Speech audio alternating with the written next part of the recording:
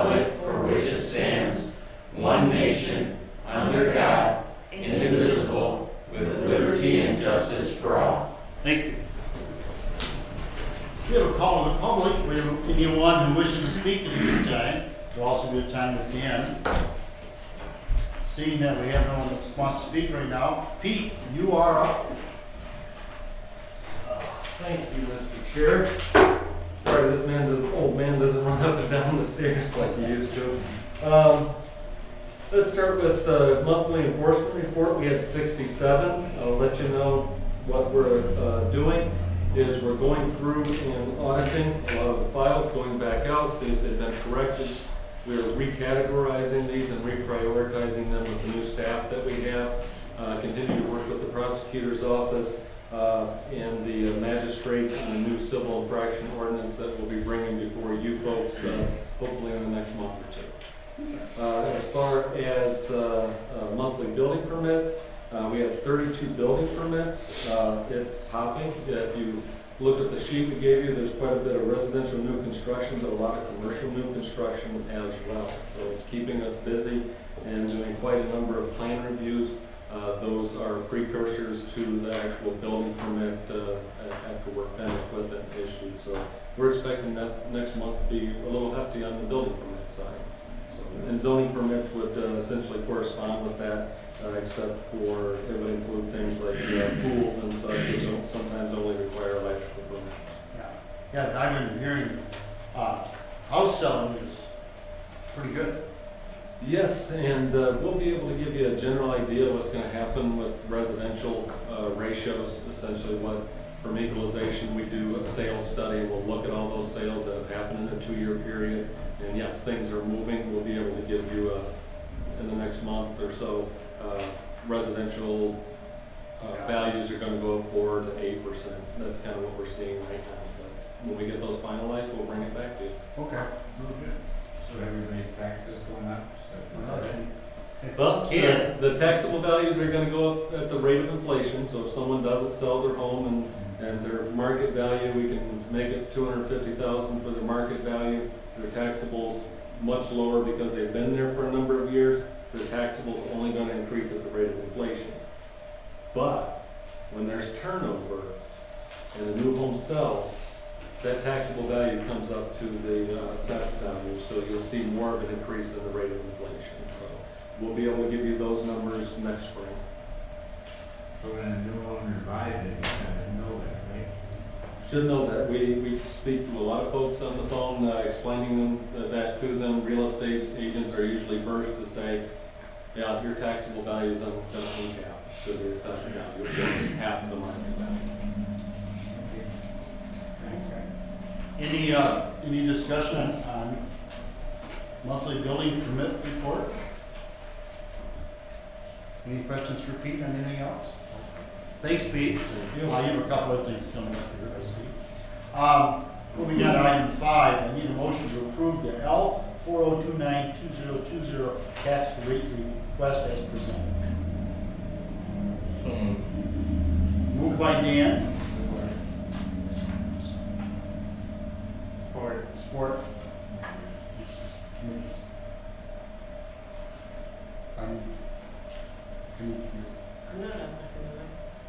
Oh, I'm sorry. Ding, ding, ding. All right. I'm sorry. I have a motion by Dan, seconded by Gary. Just a little discussion. Pete, are there any changes on what has always been requested? This is for you folks to essentially levy for the December winter bills. I will let you know that we did have a Headley reduction. So that meant because of the ratio of market value, assessed value, and taxable value, there's actually a decline in the amount of maximum millage that the county can levy on these other interests. So the maximum allowable for 2020 on seniors is 0.4960. Previously that was authorized at 0.5. I believe you folks have been levying the maximum on these. So there is a slight reduction in the millage levy. So it has nothing to do with taxable value or anything like that. It has to do with the millage being reduced. Okay. And the only way that can be overcome is to do the heavy override, which you folks are familiar with in the past, to correct that. And up at the top, the valuation of taxable value of all properties, 1.916 billion. Do you remember what it was the year before? I do not, we can pull that, because each one of these always contains that. So I think we're heading toward the 2 billion mark, so Yeah. that'll be Yeah, interesting. okay. But I can pull those together if you like. Yeah, because valuations in these tax revenues. Absolutely. Okay. Any other questions on item A for Pete? If not, all those in favor say aye. Motion carries. Thank you. Item B, I need a motion to approve the waiver of fees for the city of Lanesburg on the construction of an outdoor amphitheater at McClintock Park. So moved. Moved by Dan, Or support by Gary. This is a customary thing that we do for governments when they're going to do something like this. Yes, and the only caveat is that we do have contracted inspectors. Before it was always Dave Schrinka and Dane, Deisler, our electrical inspector. So, I know you folks don't mind waiving the fees. Do you want to waive the contractor fees, which essentially the county would be paying the inspector to go out? Now, Preston Community Services now does the building inspections. We will waive all our fees. So now the only thing is probably 2 or 3 electrical inspections at $55 a piece. So this is for the actual physical building of the theater, right? Because they've already broke ground. I mean, there's a huge hole in the ground, so they've already started. Yeah, it Yes. was there. Yes, and we have processed the plan review and the building permit. We've issued a foundation-only permit right now, and they know if this doesn't clear here, that they're going to owe X amount of dollars. Yeah. I mean, if we don't address it, I mean, then we're waiving all fees, so. I just wanted to make sure. I didn't, Yeah, you wanted- somebody look back in the minutes and say, wait, this township hall, they actually had to pay the electrical contractor fees. I don't know what we did in the past, have you? Did we check? Normally, we just waive the fees. Yeah, but I didn't know if it was as extra inspections or not. Yeah, We do with Shiawassee Township's Hall, I know we waived their fees, but You with, did, but the electrical and the building inspector, the township was still charged for the actual inspection of a certain amount. Yeah, we should probably do the same thing here, period. At least it inspection. wouldn't be all of them. Because if we did it for one township, that's the reason I brought it up. Okay. Our company, though, would waive its building inspection Yeah. fees. It would only be the electrical inspection. Yeah. Okay, do we want to make an amendment to that motion to say that we would reflect electrical fees? If not, we won't. Okay. Any other discussion on this motion? At this time, all in favor say aye. All those opposed, motion carries.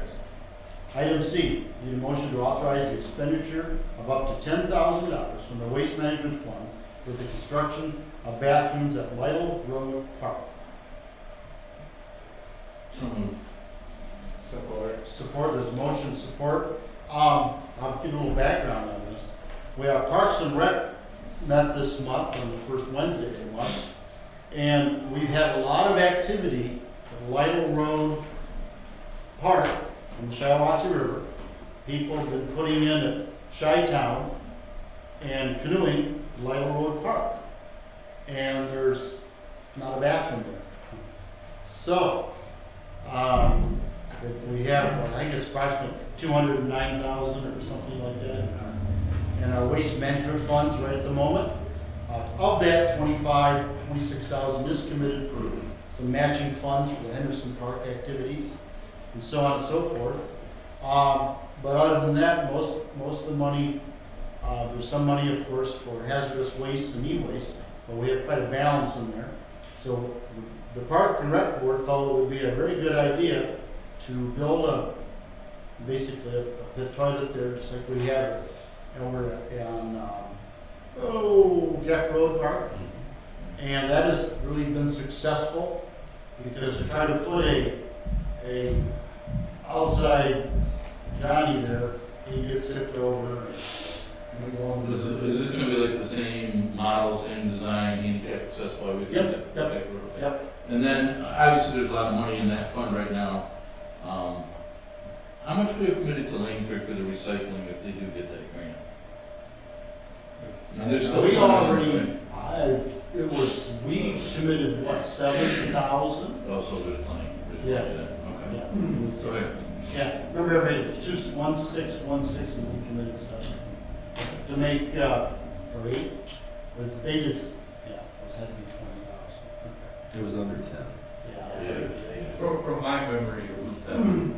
So, yeah, I think that, yeah, I recall. And, hopefully we can get this going and have it done before end of fall. Yeah. Okay. Any other discussion? Yeah, You got any of your contractors and everything to do with it? You got Yeah. anything, they got somebody in mind or anything or not? Well, we've had, in the past, I mean, I think we've had a couple different contractors built. Last one, I think Bryce built. Yeah. We'll put it out there and see what we get. Very profitable stuff too. Yeah, yeah. We have a couple streets. Did some work. I just thought of that. Yeah. One of the things about Road Park, it's, it's close to the river there from the road, so where we put it, we have just maybe a small area where it would go. And we'd have to get a variance maybe from the road commission, because it could be a little closer to the road there than it should be. So we'll have to, we can do all that. We can do Is it gotta be so far from the river too? Is it Yeah, gonna be- yeah, is it the river, around, you gotta you think? that. Yeah, well, I think we have enough room for the river, but we'll encroach on the road right away. Oh. We've done that before too. So, yeah. Okay, any other discussion at this time? All those in favor say aye. Aye. All those opposed, motion carries. Thank you. Call to the public, do we have any comments from anybody? If not, meeting adjourned. We'll start finance in a couple of minutes. I have another meeting at 5:30.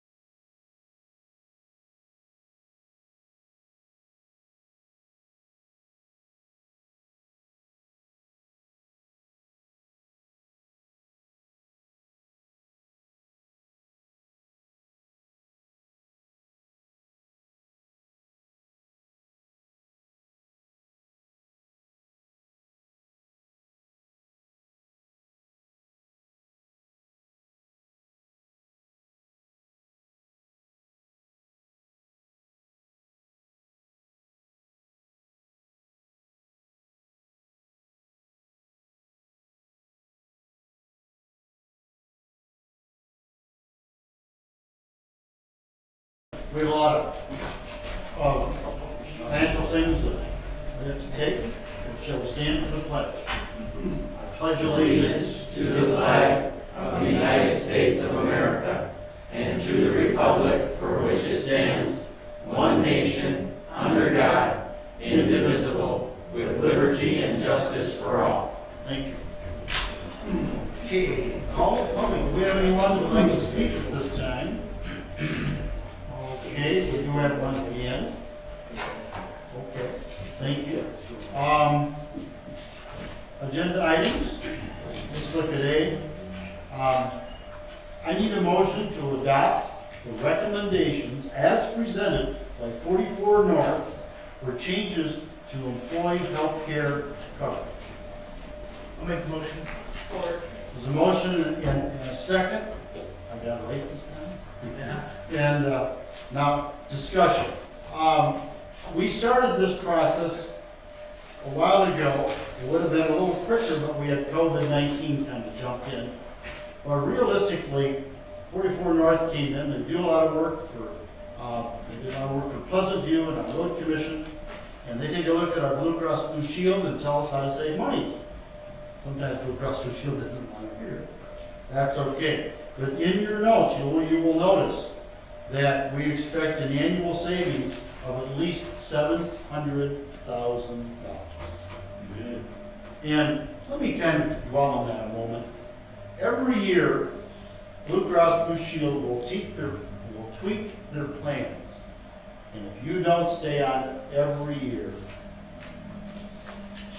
you end up paying more, so to speak. So 3 years ago or 4 years ago, there might have not been any savings, but today there's a huge savings because of changes. That $700,000 is a conservative estimate. But anyway, this does not really affect union contracts.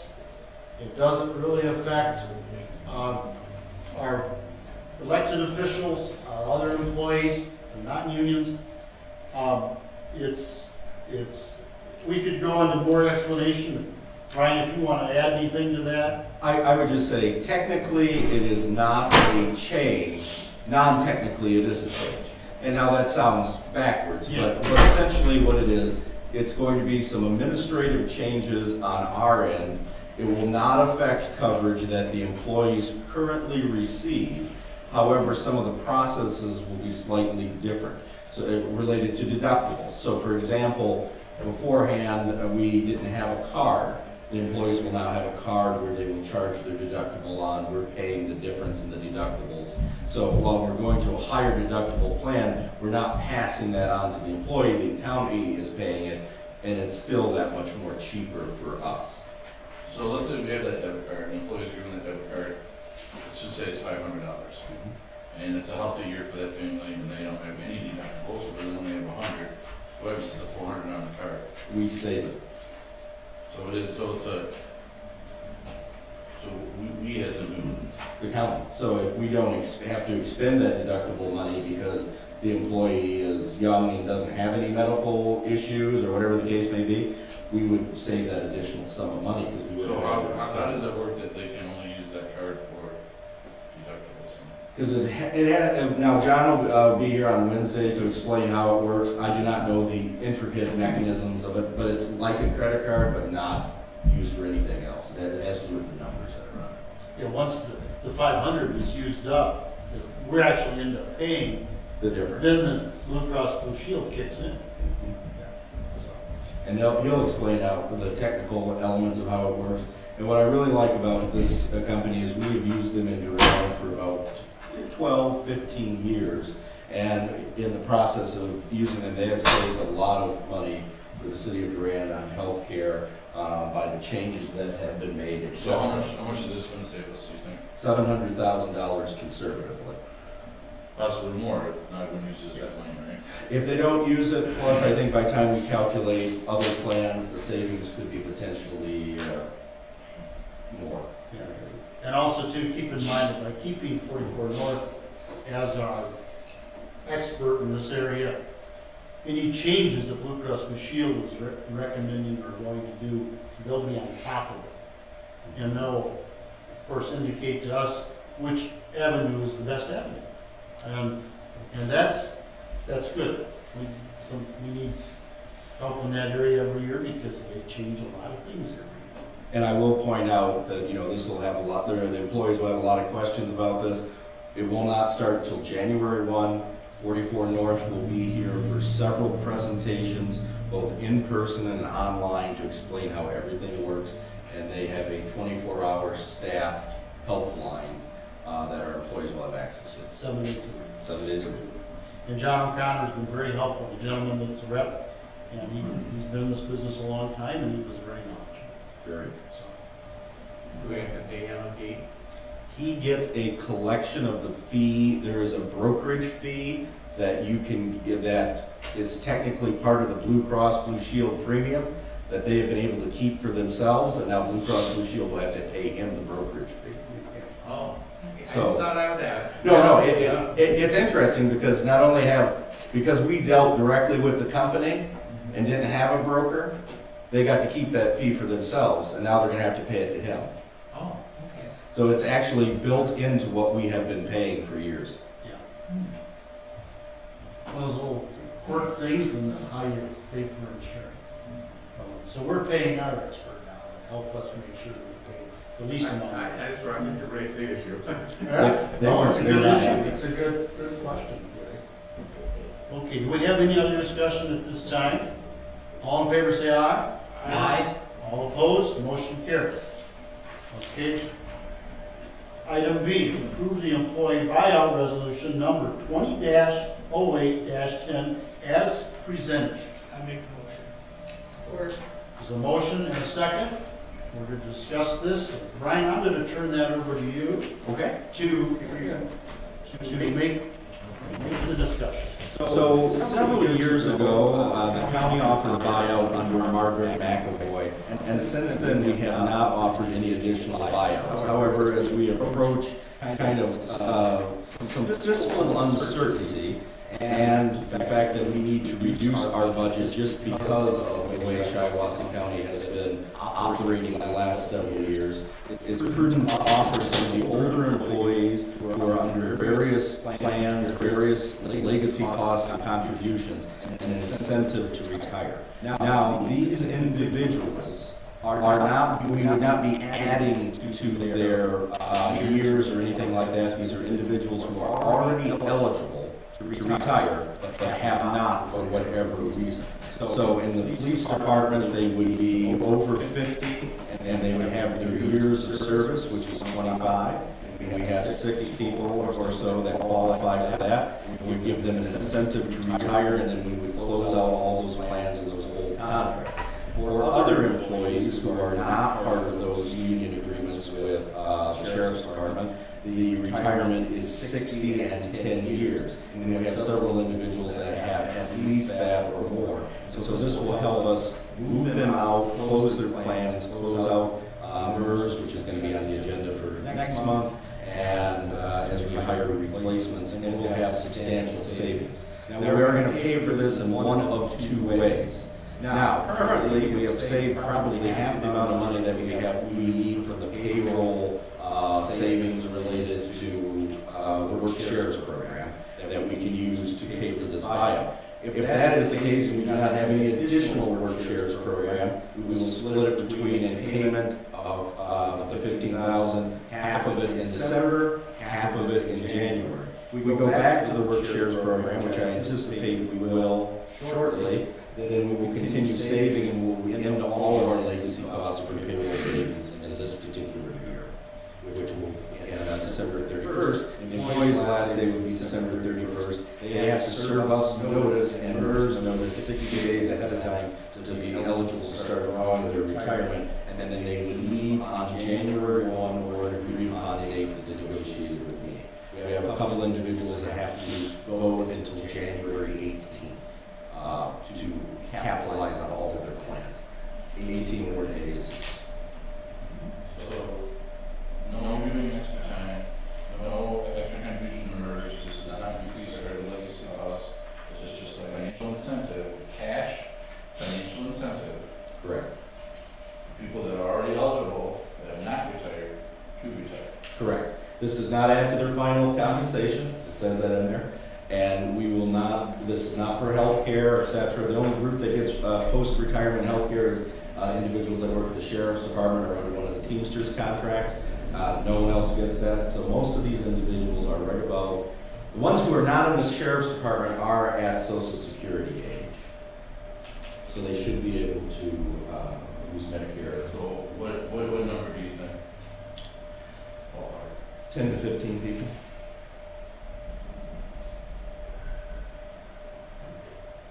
And then, so then what does this mean? What does this mean 2021, 2022 savings wise?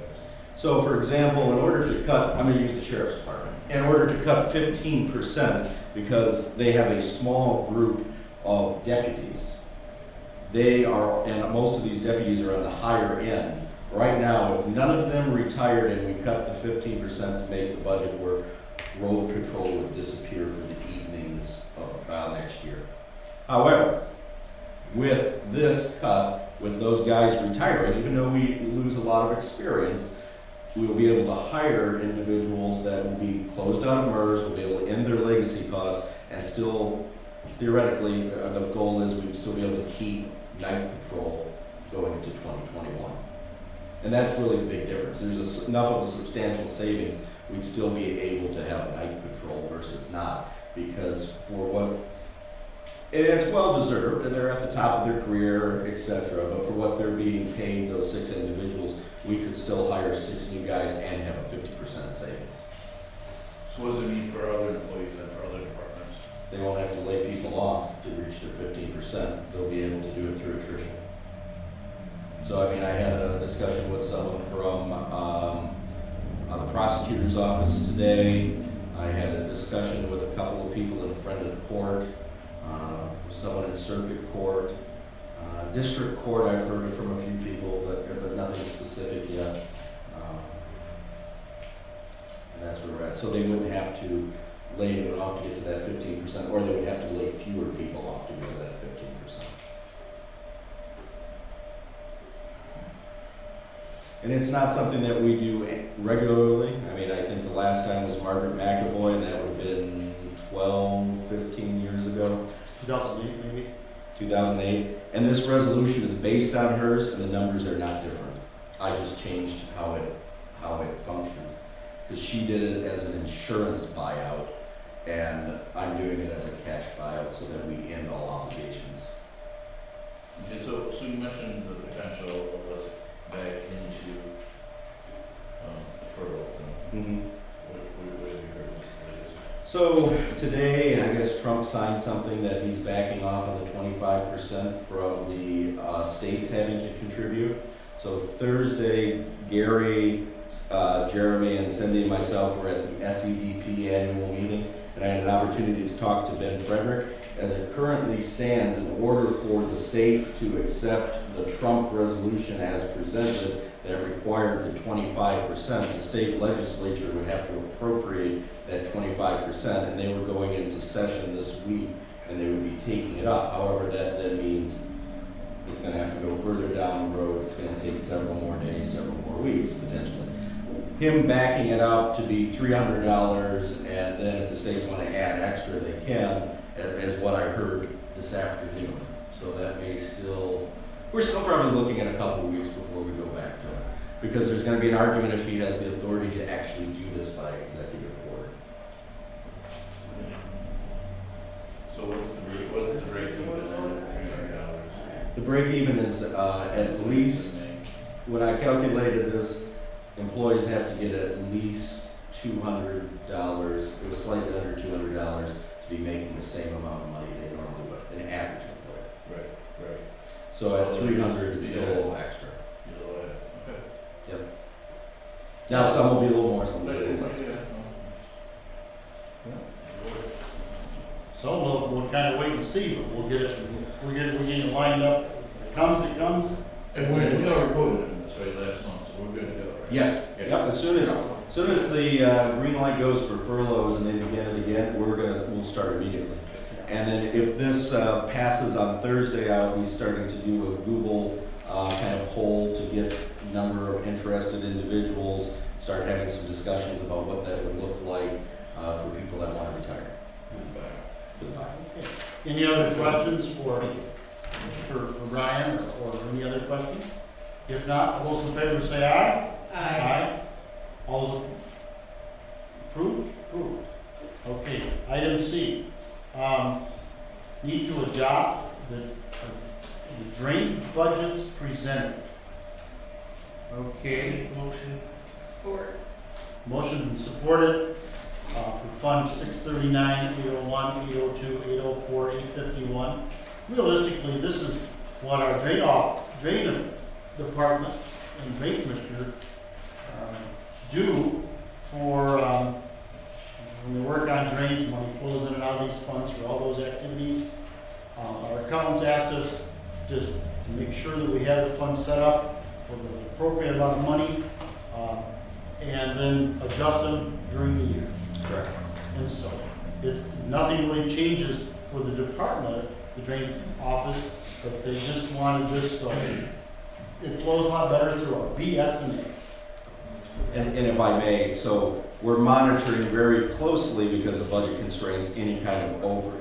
Now, these are not general fund accounts, so they're not required by the state to adopt this particular budget. However, for budgetary practices, for cash flow management, and so that they will not show as deficits in all the software, they have to have a number in it, because right now the number is 0. So every time that Tony goes to spend something from any one of these accounts, it sets off a series of warnings in the BS&A software, and then it's flagged in my overages reports that I've been giving you guys, which in reality, they're not over, but they're gonna continue to look like they're over the whole time because we're now monitoring it. And this is the Treasury Department, and our county said this is the way to make sure that Yeah, everything's in good shape. correct. Any discussion? If not, all those in favor say aye. Aye. Motion carries, thank you. Item D, approve and create a part-time CPL clerk position at no more than 19 hours a week. I will make the motion. I'll support that. Discussion. We're sitting here talking about furloughs and layoffs. I mean, I don't, and buyouts, and I don't know how we can add. And I understand the argument that this money can only be used for wages. Can it be used for wages on a current employee? Does it have to only be used for wages on a new employee? Is that the designation? I'm not sure how that one is set up, I couldn't tell you. I don't, I mean, it's money that comes in for people that work on CPL, so I imagine anything that is related to that would be an approved expenditure in general, but I would have to ask Tracy to be sure, or So people that are working on CPLs now could be paid through this fund, correct? they could be supplanted through it, I would imagine. So you could say that someone, The general fund.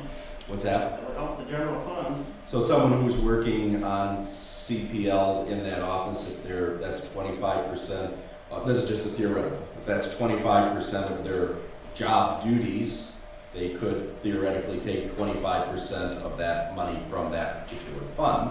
I mean, that's fund-based accounting in general.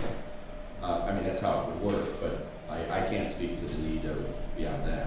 But when we're asking people to make a 15% cut, which means layoffs or buyouts, and then to add an employee, I don't know, that just, I can't. As much as we may need that position, I think we probably really can't when we're asking other people to reduce their staff, so. Well, and this was tabled a couple of months ago, and so it has come off the table for discussion. Well, And the, you know, I put these on here as I get them. I say no to my kids and they ask me again and again, so, I don't know.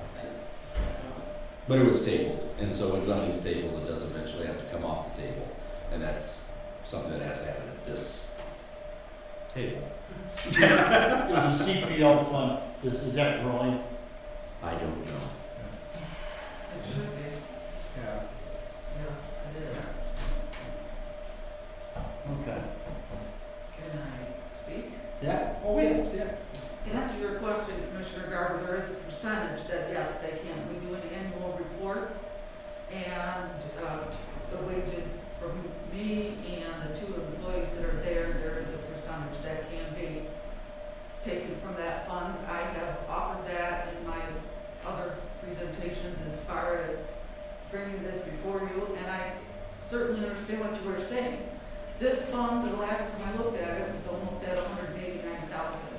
And someone from the news media asked about 3 weeks ago for numbers, and I gave them numbers from when this came into the responsibility of the clerk's office back in 2015, late in 2015. And so I'm just going to focus on, they asked for numbers that went through July 24th. And in the month of July, at that time, there was 943 renewals and new applications that we have processed.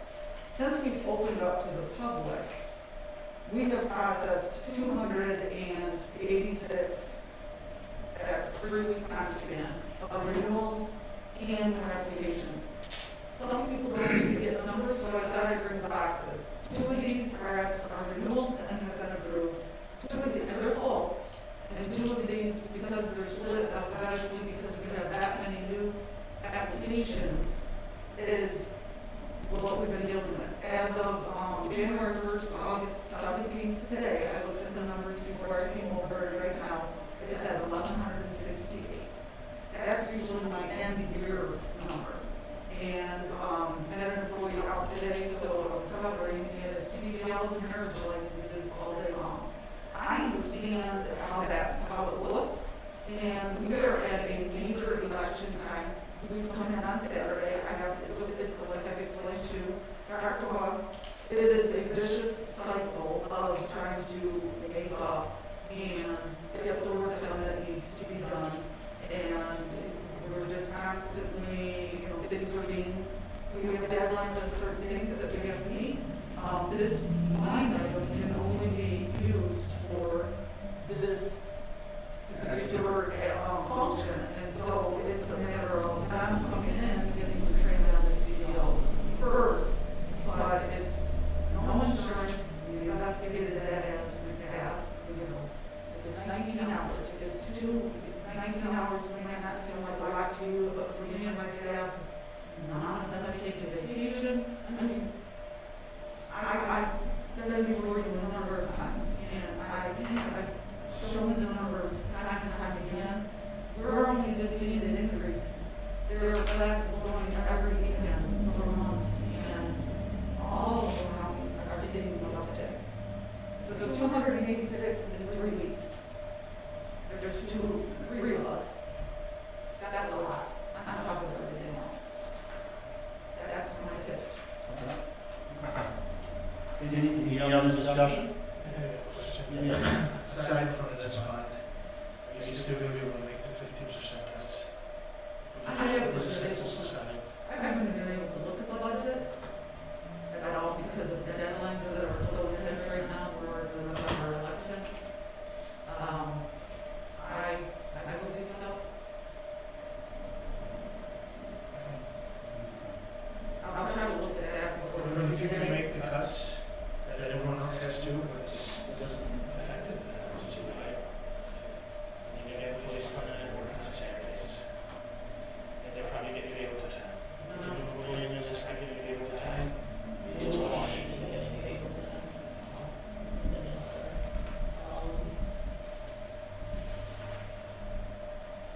So why are we coming in and working on Saturdays? For elections stuff. The 15's not a number either. The board is picked every position we put out here, we don't have a proper rate of pay, so we need to make sure that falls right in the right numbers, it's on scale too.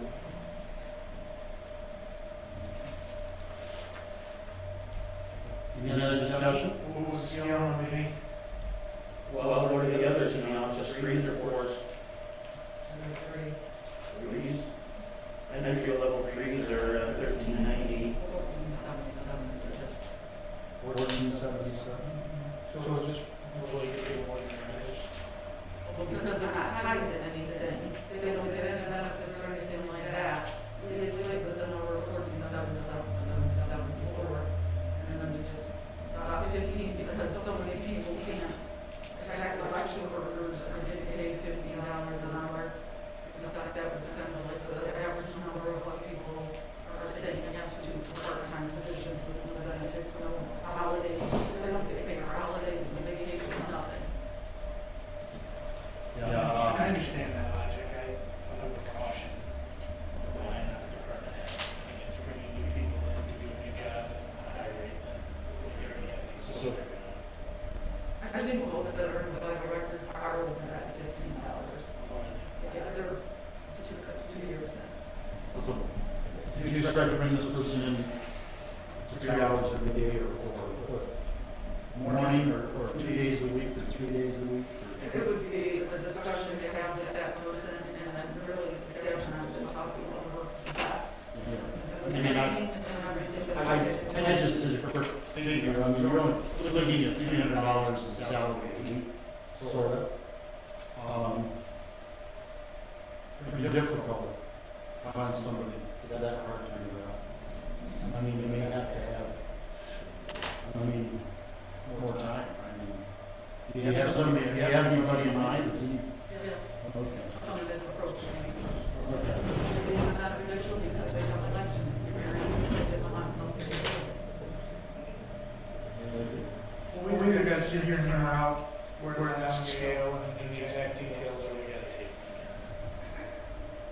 Because I'm not going to vote yes on something where willy-nilly, where we don't know where the scale is, it's arbitrary. We've got other department heads that watch his videos and say, look at that. Other department heads that are then usually laser people. So let's you just sit here and hammer it out. We'll go ahead and table it. Or have the information for Wednesday. I would entertain that motion, that we have table to Wednesday to have the appropriate scale and so on and so forth. I'll make the motion to table second Thompson I'll second that motion. Table to Wednesday. All those in favor say aye. Aye. All those opposed? Aye. Passes 2-1. Thank you. Thank you, Kurt. And thank you, everyone. Item E. A motion to approve to replace the position for legal assistant, grade 3, for the county prosecutor's office. Make the motion. Second. There's a motion and a second. Do you have? So we had a person who was here, and she was here for almost 90 days or so, and with changes in school conditions, she decided to stay home, take care of us. And so this is a replacement for that For the replacement. which was just posted recently.